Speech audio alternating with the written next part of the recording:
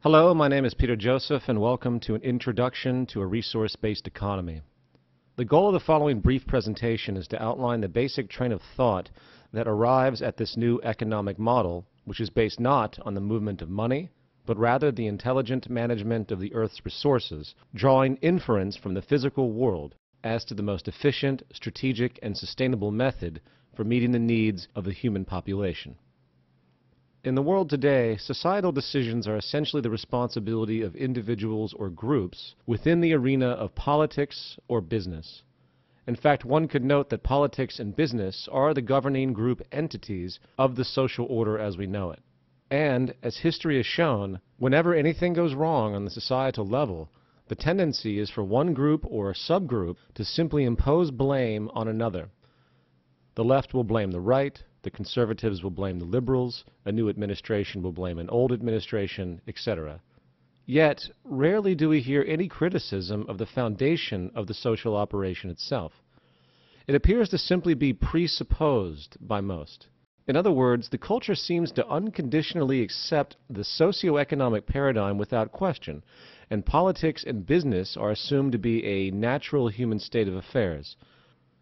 Even in a world of growing unemployment, growing poverty, growing mental health disorders, drug abuse, raw resource depletion, overall environmental degradation, violence and war propensities, systemic global debt defaults, accelerating inflation, atmospheric destabilization, and many other social and ecological problems too numerous to name at this stage, there still exists a general refusal to consider that maybe the socioeconomic system itself could be at fault. What if the very game we play is really the problem? What if the very nature of the dominant institutions and methods of our time are actually creating and reinforcing certain behavioral tendencies which are, to put it simply, unsustainable and destructive, yet we simply don't see it? As time has moved forward with the exponential increase of human knowledge, we have seen a natural erosion of various forms of superstition and provably non-progressive social practices. We are slowly inching into a true age of reason, if you will, which recognizes that there are indeed proven governing natural laws with direct physical reference, and that this method of thought, which we can term scientific, allows us to extrapolate viable approaches to our conduct which almost virtually guarantee a tangible return, if, of course, properly assessed. This scientific inference is what has produced, in fact, the vast technology we see around us, from airplanes to life-saving medicine to even our understanding of the universe itself. Simply put, science is an approach to our comprehension of the world and ourselves, guiding us to the closest approximation of reality as we could possibly have. And of course, while we all see the obvious fruits of this method of thought and its vast applications, there is, however, still one area which stands virtually untouched by the scientific methodology: our social system. In this context, we appear to be stuck in time, using antiquated, traditionalized practices which show clear signs of deficiency. For instance, we give dictatorial powers to politicians and political parties under the guise of something we label democracy. Politicians who, on average, clearly have no education or training in the technical affairs of social organization. In a world where one child unnecessarily dies every 5 seconds from poverty and deprivation, many look to government institutions for a resolution, not really considering the scientific reality that feeding and caring for the people of the world is not a political issue. It is a technical one, resolvable by simple resource management and allocation and the intelligent and strategic application of technology. Likewise, we have these things we call corporations or businesses, which are able to arbitrarily claim property of the finite natural resources of this planet, resources we all need. They utilize those resources for the betterment of an isolated group through a self-interest-based system we call free market exchange. In fact, when it comes down to it, the message of this system is quite clear. Either you submit to this game of differential advantage and self-interest, or you simply do not deserve the right to live.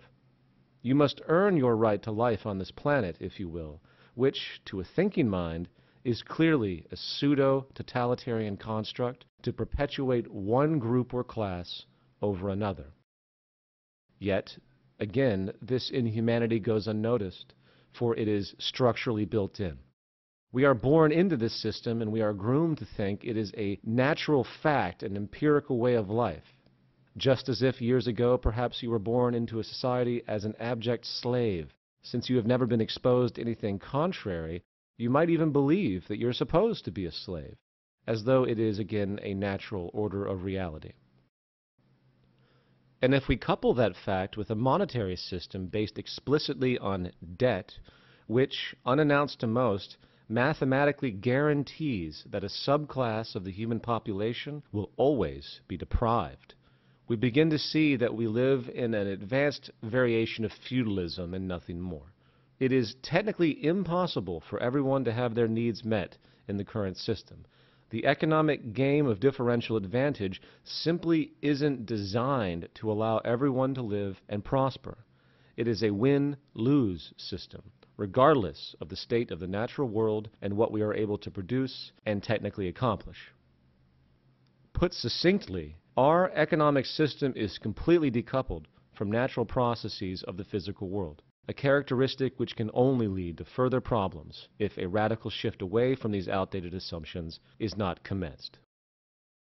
So, let's now take a large step back, putting aside everything that we might have been taught about our social constructs, and consider the following question. What are the immutable foundations of human health and prosperity, and how do we construct a system which meets those needs for the entire human population, understanding we live, of course, on a finite planet, while ensuring the sustainability of this habitat for future generations? To answer this question, we need to first consider the issue of human need itself. For eons now, philosophers have contemplated the nature of mankind, trying to find those human universals we all share. This, of course, is an ongoing debate with many speculations, yet when it comes to the arena of human needs, we do find a virtually universal set of commonalities amongst the entire species. Needless to say, if we do not get proper nutrition, food, air, and water, we will cease to exist over time. If we are exposed to substances which are chemically toxic to our biology, such as ingesting mercury or the like, we will likely get very sick. If we suffer a serious vitamin deficiency as a child, there is a predictable detrimental outcome for one's personal health, such as stunted growth or immunity problems. But as human sciences have progressed, we find that human needs do not stop at this basic, commonly observed level. Humans are biopsychosocial organisms, meaning we are affected by our environment symbiotically in many subtle and often complex ways.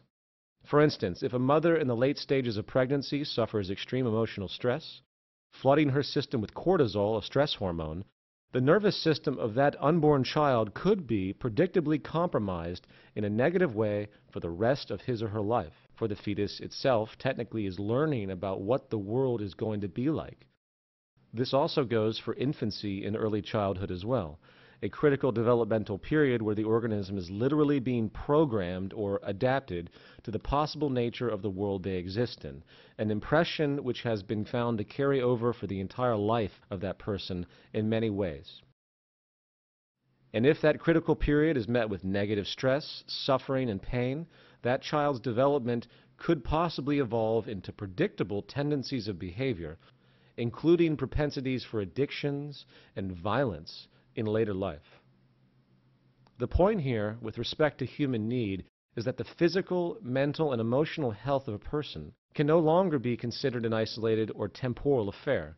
We are social and environmentally connected in a very real and multifaceted way, and if our intent as a society is to produce psychologically and physically balanced human beings, the whole of society must be designed to meet those needs, not to mention adapt as our understandings change and knowledge progresses. So, public health in the broad view is really the ultimate measure of the performance of any social system, along with, of course, the intelligent, sustainable management of the earth, which provides the core resources we need. coupled as well with a social arrangement which is actually conducive for a healthy individual to prosper and hence the health of society itself and its progress. So, given this basic understanding, how do we go about designing a society that actually supports the human species while maintaining environmental balance? This brings us to the concept of a resource-based economy. A resource-based economy is a direct response to this natural, physical, scientific understanding, inferentially derived to calculate how to best meet the spectrum of human needs in the most efficient and sustainable way, taking into account what actually supports us, which again is the symbiotic relationship of this delicate, providing biosphere we all share.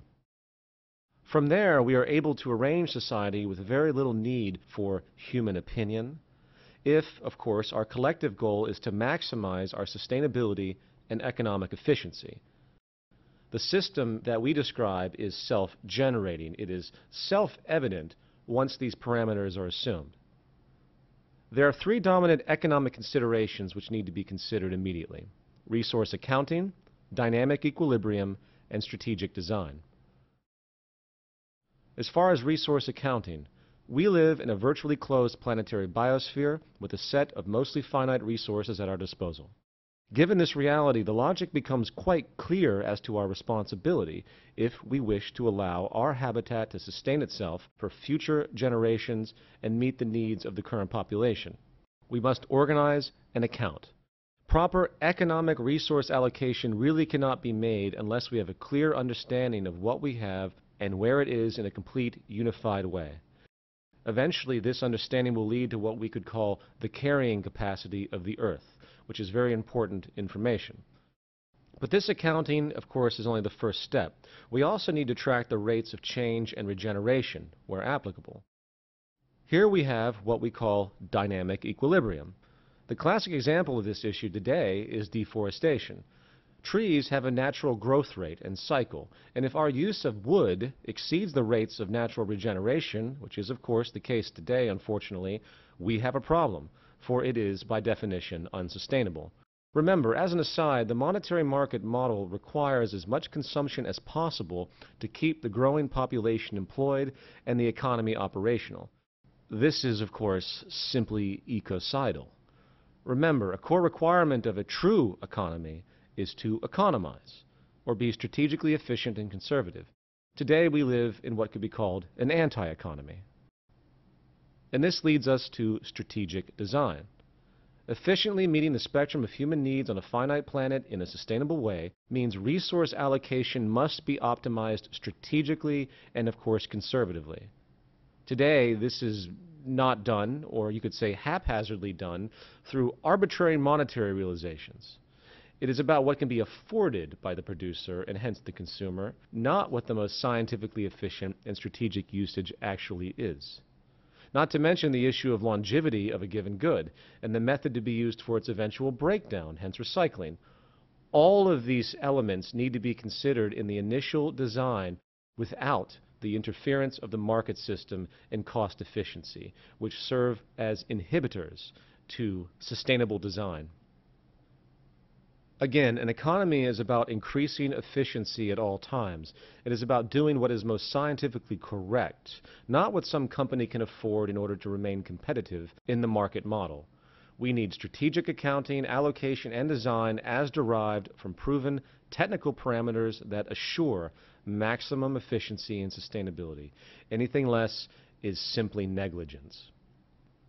So, resource accounting, dynamic equilibrium, strategic design sets the basic underlay for this resource-based economic model. So, let's now continue this inference. Building upon these, we can then arrive at the following more specific organizational points. First, we need to move from a growth to a steady state economy.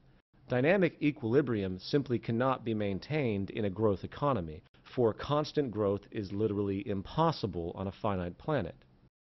2, we need a collaborative system, not a competitive one. Strategic design cannot be fulfilled when cost efficiency is in play. In fact, quite simply, monetary efficiency is inverse to technological efficiency. Number 3, we need a planned, designed system. A system designed to take into account resource allocation, dynamic equilibrium, and strategic design explicitly. The dispersed, haphazard corporate system does not even come close, and the lack of efficiency and waste is simply unacceptable. 4, automation is put before human labor on all levels. This falls under the component of strategic design once again. Not only do we design consumer goods to be as efficient as they can be, but the very design of the production methods themselves to produce these goods needs to be equally as strategic to maximize accuracy and output. Unannounced to many, productivity is now inverse to employment in most sectors studied, which means it is socially irresponsible not to automate, for it can help us generate, in fact, an abundance. And 5, we move from a system of property to a system of access, and hence the removal of monetary exchange itself. There's a very large difference between the current state of affairs today and the scarcity that was intrinsic in the past. We have advanced production technology now which can enable what you could term an access abundance, or a system of resource allocation which could enable universal free access to goods and services without the need for anyone to use currency. Rather than having a property-based investment approach, value approach, which requires hoarding and, in fact, protection, we design a system of interchangeable access, like a rental or library system as we might see today. In a society where I, for example, might drive my car for only a few hours a week at most, does it really make efficient sense for me personally to store this vehicle where it will sit unused for probably 90% of the month? And if you extend that idea to the whole of the goods sector, the realization is that we can actually reduce production, create more efficiency, reduce the use of resources while, counterintuitively, simultaneously enabling more access of goods to the population when they need it. The term would be strategic access. Now, I know for many it's very difficult to think about an access-based society rather than a property-based one, given the materialism we have been groomed into, which serves to support the conspicuous consumption that perpetuates the market system and hence the demand for labor and everything else. But the efficiency of this concept, when all of those other requirements are removed, those false requirements of the monetary system, if done correctly, the efficiency of this approach is simply unparalleled. Demand could be dynamically tracked to avoid access shortages and overruns, and using the most advanced forms of automation and distribution technology, the convenience could far exceed anything what 99% of the world knows today, not to mention a reduction in crime as we know it by at least 90%. The bottom line is that money is no longer needed in a world that has an access abundance. Now, this concludes the basic summarization of the core attributes of the resource-based economic model. Is it perfect? Is it a utopia? No. But it would be cataclysmically better than anything we have today, which is continuing to damage ourselves, our environment, and shows all signs of getting much worse. If you would like to learn more about a resource-based economy along with the global organizations working to make it happen, please visit thezeitgeistmovement.com and thevenusproject.com for more information. I thank you for your time.